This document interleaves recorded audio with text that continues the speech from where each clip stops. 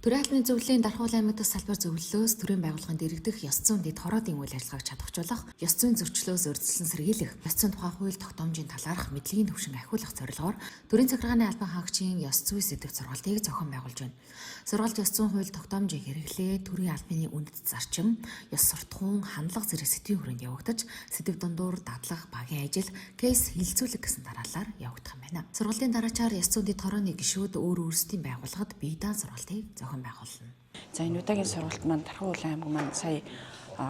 удирдлага ахтямаас бэлтгэгдсэн одоо ёс зүйн үндэсний хэмжээний сургагч өгчтэй болсон. За энэ сургагч өгчтэйгээ хамтраад за аймгийн засаг дарга эрхлэх асуудлын хүрээний агентлагуудын одоо ёс зүйн дэд хороодын гишүүдийг хамруулах 2 өдрийн сургалтыг зохион байгуулж байна. За энэхүү сургалтын сэдвийн хүрээнд одоо ёс зүйн дэд хорооны гишүүд маань одоо цаашлаа төрийн албан хаагчдаа дотооддоо сургалт зохион байгуулах, төрийн албан хаагчийн ёс зүйн чиглэлээр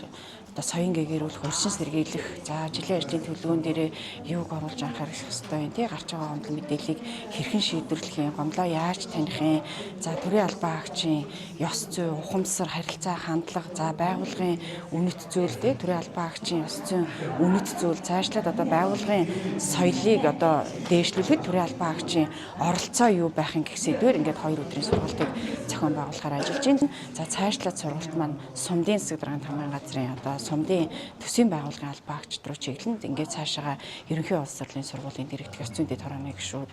за сургуулийн одоо сүүбийн одоо ёс зүйн дэд хорооны гишүүдэд гээд ингээд үе шаттайгаар сар болгоныг сургалтыг ингээд зохион байгуулахаар ажиллаж байгаа. Сургалтад төрийн байгууллагын ёс зүйн дэд хороодын 35 гишүүд хамрагдаж байна.